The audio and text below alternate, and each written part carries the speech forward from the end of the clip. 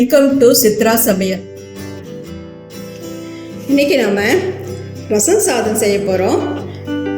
குழந்தைங்க ரசம் சாதம் விரும்பி சாப்பிட மாட்டாங்க. இந்த மாதிரி மெத்தடில் நம்ம செஞ்சு கொடுத்தா ரொம்ப விரும்பி சாப்பிடுவாங்க. வாங்க இதுக்கு தேவையான பொருளை பார்க்கலாம். அரிசி இந்த டம்ளரில் ஒரு டம்ளர் எடுத்துருக்கிறேன்.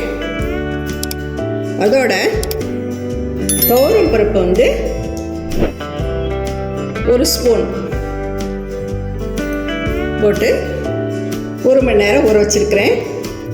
நீங்கள் பச்சரிசி எடுத்துக்கலாம். நான் பொன்னரிசி எடுத்துருக்கிறேன். தக்காளி 2 தக்காளி நீல வாக்கில் கட் பண்ணி வச்சுக்கணும். கொத்தமல்லி தழை ஒரு கைப்பிடி அளவு, பூண்டு 3 தட்டி வச்சுருக்கிறோம்.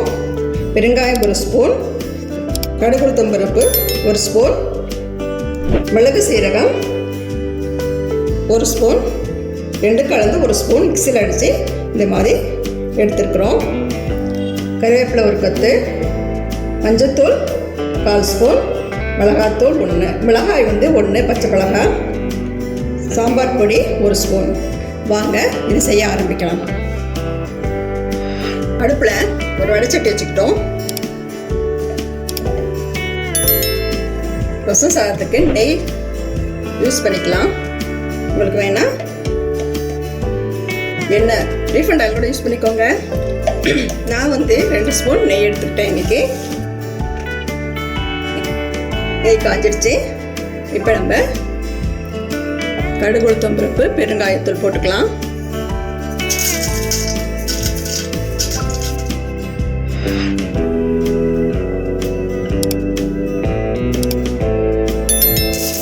கருவேப்பிலை போட்டுக்கலாம்.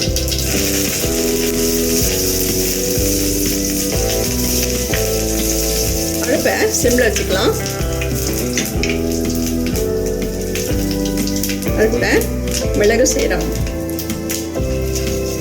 இது நீங்கள் கொஞ்சம் சேர்த்து அரைச்சி வச்சிங்கன்னா தேவைப்படும் ரசம் வைக்கும்போது போட்டுக்கலாம்.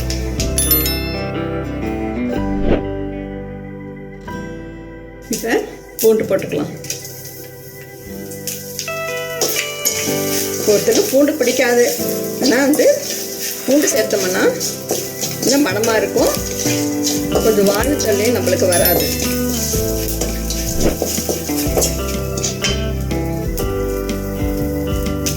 பச்சை மிளகாய் 1,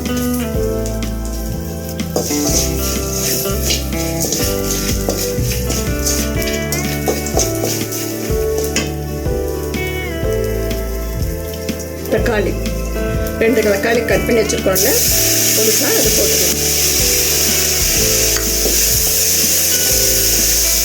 மழை காலத்தில் இந்த மாதிரி செஞ்சு சாப்பிட்டோம்னா ரொம்ப டேஸ்ட்டாக இருக்கும். இன்னும் சாதம் கிடைக்காதான்னு நம்ம தெரிஞ்சிட்டு இருப்போம். இன்னும் கொஞ்சம் சேர்த்து செஞ்சு இருந்தால் சாப்பிட்டுட்டு இருக்கலாம் அப்படின்னு.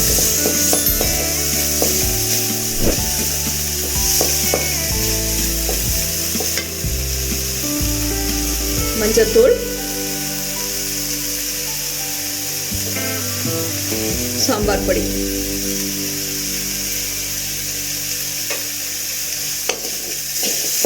சாம்பார் பொடிக்கு ரசப்பொடின்னு போட்டுக்கலாம். நான் இன்னைக்கு சாம்பார் பொடி போட்டுக்கிட்டேன்.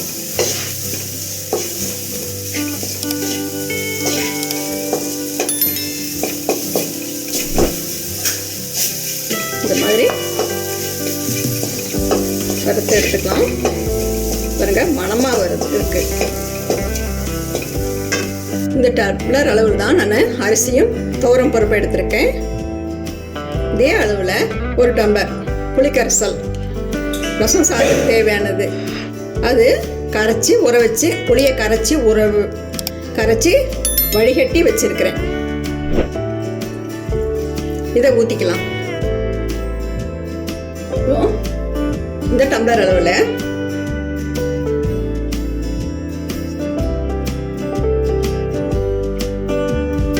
1 டம்ளர் தண்ணி ஊற்றிட்டோம். இப்போ நம்ம வறுத்து வச்சிருக்கிறோம்ல எல்லாம் அந்த மசாலா இது கூட போட்டுக்கலாம்.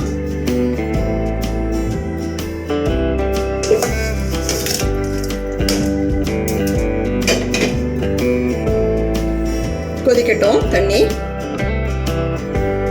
தண்ணி கொதிக்க ஆரம்பிச்சிருச்சு. வறுத்து வச்ச மசாலாலாம் போட்டிருக்கோம்ல, அதோட தண்ணி ஊற்றிருக்கிறோம். புளி தண்ணி ஊற்றிருக்கிறோம். அளவு 6 டம்ளரு.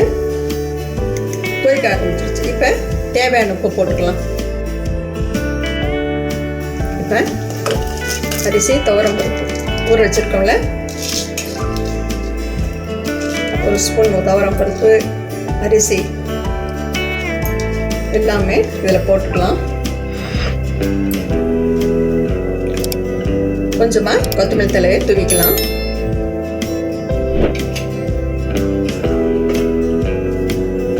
ஒரு முறை கலந்துட்டுக்கலாம். இதில் ஒரு 1/4 ஸ்பூன் சர்க்கரை கூட நீங்கள் போட்டுக்கலாம். அது உங்கள் விருப்பம். நான் இன்னைக்கு போட்டுக்கல. ஏன் சர்க்கரை போடணுமா, இன்னும் டேஸ்ட் கூட கொடுக்கும். அதனால வந்து சர்க்கரை நம்ம போட்டுக்கிறோம். அப்புறம் மணமாக இருக்கு வருது. இப்பயே மூடிட்டு வெயிட் வச்சிடலாம். ஒரு 5 விசில் வரட்டும். அப்புறம் திறந்து பார்க்கலாம் வெந்திருச்சான்ட்டு. 5 விசில் வந்துருச்சு. இப்போ நம்ம வந்து ஸ்டீம் எல்லாம் போயிடுச்சு. திறந்து பார்க்கலாம்.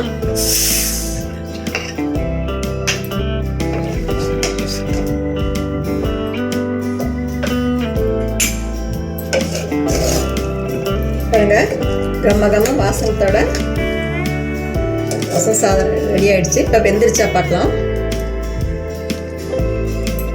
நல்ல குழகுல வெந்திருச்சு. உப்பு காரமும் சரியா இருக்கு.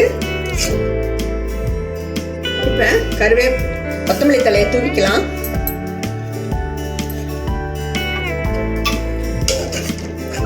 இந்த சாதம் வேகலைன்னா இன்னும் ஒரு 3 விசில் கூட வச்சு இறக்கிக்கலாம்.